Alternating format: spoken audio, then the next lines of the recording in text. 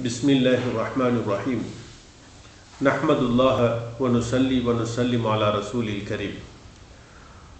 அன்புள்ள சகோதரர்களே, சகோதரிகளே, அஸ்ஸலாமு அலைக்கும் வரஹ்மத்துல்லாஹி வபரகாத்து. இன்று உலகில் அதிகமான வீடுகளில் தொலைக்காட்சி டிவி இருப்பதை நாங்கள் அவதானித்து பார்க்க முடியும். இன்னும் சில வீடுகளிலே, குறிப்பாக முஸ்லிம்களுடைய வீடுகளிலே அல்லது பொருளாதாரத்தில் கீழ்த்தரத்தில் உள்ளவர்கள், வசதி குறைந்தவர்களுடைய வீடுகளிலே தொலைக்காட்சி டிவி இல்லாத ஒரு நிலையை நாங்கள் காணுகிறோம். இங்கு நாம் முக்கியமான ஒரு கேள்வியை கேட்கிறோம். டிவி பார்க்கலாமா, பார்க்கக்கூடாதா? அல்லது வீடுகளிலே டிவியை நாங்கள் வைத்திருக்கலாமா, வைத்திருக்க கூடாதா என்ற கேள்விகள் அல்லது வாத பிரதிவாதங்கள் உலகத்தில் பல இடங்களில் நடப்பதுண்டு, கேட்கப்படுவதுண்டு. இஸ்லாத்தை பொறுத்தவரையிலே ஒரு முஸ்லிமுடைய வீட்டில் தொலைக்காட்சி இல்லாமல் இருப்பதுதான், அவன் பார்க்காமல் இருப்பதுதான் இந்த காலத்தை பொறுத்தவரையில் மிக பொருத்தம் என்ற நிலைப்பாட்டுக்கு வந்திருக்கிறது. தொலைக்காட்சி அறவே பார்க்கக்கூடாது என்ற நிலைப்பாட்டுக்கு இஸ்லாம் வரவில்லை. ஏனென்றால் தொலைக்காட்சியை பொறுத்தவரையிலே அதை உபயோகிக்கக்கூடியவர்கள் எப்படி உபயோகிக்கிறார்களோ, பயன்படுத்துகிறார்களோ அதை பொறுத்துத்தான் அதனுடைய தீர்மானம் அமையும்.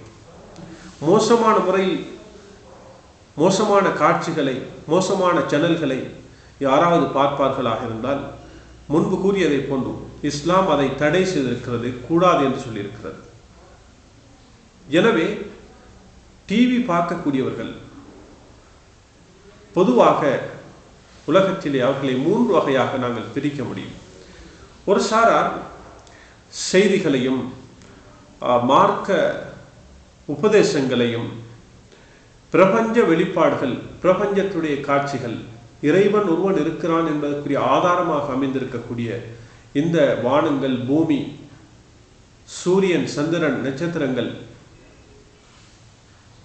இந்த மலைகள், விரிந்த பூமி, பாலைவனங்கள், சமுத்திரங்கள், நதிகள், குளங்கள், இந்த அழகான மரம், செடி, கொடிகள், இதையெல்லாம் பார்த்து சிந்தித்து அல்லாஹ் ஒருவன் இருக்கிறான் என்பதை அறிவதற்காக இந்த டிஸ்கவரி சேனல் போன்ற ஏனைய இது போன்ற மோசமான காட்சிகள் இல்லாத, மோசமான அந்த பெண்களுடைய தோற்றங்கள் வராத அழகான காட்சிகளை பார்க்கிறார்களாக இருந்தால் அது பரவாயில்லை என்று இஸ்லாம் சொல்கிறது. அது குற்றம் இல்லை என்று சொல்லியிருக்கிறது. சில நேரம் அது வரவேற்கத்தக்க நல்ல விடயமாகவும் இருக்கும். இன்னொரு பிரிவு இருக்கிறது. இதுக்குத்தான் நிறைய பேர் உலகத்தில் அடிமையாக இருக்கிறார்கள். சினிமா படங்களை பார்க்கிறார்கள். மோசமான மக்களுடைய நாகரிகங்களையும் கலாச்சாரங்களையும் சீரழிக்கக்கூடிய, ஒரு தனி மனித மற்றும் குடும்ப சமுதாய பண்பாடுகளை, விழுமியங்களை இல்லாதொழிக்கக்கூடிய அந்த படங்களை பார்க்கிறார்கள். வன் செயல்களை பார்க்கிறார்கள். குற்ற செயல்கள் சம்பந்தப்பட்ட அந்த நிகழ்ச்சிகளை பார்க்கிறார்கள். உதாரணமாக வன் செயல் அல்லது மற்ற மனிதனை அநியாயமான முறையில் கொல்லுவது, திருடுவது, சொத்துக்களை சூறையாடுவது, கொலை செய்வது, இவ்வாறு பல விவகாரங்களை டிவிகளிலே மக்கள் பார்க்கிறார்களாக இருந்தால் அது இஸ்லாத்தை பொறுத்தவரையிலே அது கூடாது, ஹராம், ஆக தடை செய்யப்பட்ட ஒரு விடயம். இதற்காக ஒரு மனிதன் டிவியை வீட்டில் வைத்திருக்கிறானாக இருந்தால், வீட்டிலோ வெளியிடங்களிலோ அவன் வைத்திருப்பானாக இருந்தால், அதற்காக செலவழிக்கப்பட்ட பணம் ஹராமான பணம், அந்த பணத்தை பற்றி விசாரிக்கப்படும், ஹராத்துக்காக செலவழிக்கப்பட்ட பணம். அப்படி டிவி அவர்கள் வைத்திருக்க கூடாது. அவர்கள் அந்த நிகழ்ச்சிகளை பார்ப்பதும் ஹராம். அந்த நேரத்தை பற்றி அவர்களிடத்திலே விசாரணை செய்யப்படும். 3வது பிரிவு இருக்கிறது. நேரத்தை வீணடிப்பதற்காக மக்கள் அந்த டிவி நிகழ்ச்சிகளை பார்ப்பது. இப்படியான இந்த இப்படியானவைகளை பார்ப்பது, அதாவது நேரத்தை வீணடிப்பதை போன்று வரக்கூடிய வைகளை பார்ப்பது. உதாரணமாக விளையாட்டுகள், எல்லை மீறி அந்த கிரிக்கெட் மேட்சுகள் பார்ப்பது, ஃபுட்பால் பார்ப்பது, இப்படி நேரத்தை வீணடிக்கக்கூடிய விதத்திலே எல்லை மீறி பார்ப்பது, இது ஹராத்துக்கு நெருக்கமானது. ஆகுமானதாக இருந்தாலும் கூட நேரத்தை வீணடிக்காத முறையிலே நாங்கள் சில விளையாட்டுக்களை பொழுதுபோக்காக கொஞ்சம் நீண்ட நேரமாக வணக்கத்திலே அல்லது ஆராய்ச்சியிலே கல்வியிலே பல விவகாரங்களில் ஈடுபடுகிறோம். இந்த நேரத்திலே ஒரு உடம்புக்கு ஒரு ஓய்வை கொடுப்பதற்காக, ஒரு சந்தோஷத்தை கொடுப்பதற்காக கொஞ்ச நேரம் தடை செய்யப்படாத விளையாட்டுக்களை கொஞ்ச நேரம் பார்த்து கொண்டிருக்கிறோம். நேரம் வீணடிக்கப்படாமல் அது இருக்கிறது என்று சொன்னால் அது ஆகும். ஆனால் அது எல்லை மீறி போகுமாக இருந்தால் இபாதத்துகளை பாழாக்கக்கூடிய, இபாதத்துகள் விடுபடக்கூடிய அளவுக்கு, ஃபர்லான அமல்கள் விடுபடக்கூடிய அளவுக்கு வருமாக இருந்தால் அது கூடாது என்பதாகும். இல்லை என்றால் அது கூடும் என்ற நிலைக்கு உலமாக்கள் வந்திருக்கிறார்கள். இபாதத்துகளை பாலடிக்கக்கூடியது மாத்திரமல்ல, சில விடயங்கள் எல்லை மீறி செல்லுமாக இருந்தால் அது பணத்தை வீணடிப்பதாக அமையும். இஸ்லாத்திலே அதுக்கு வெளிப்படையான தடை வந்திருக்கிறது.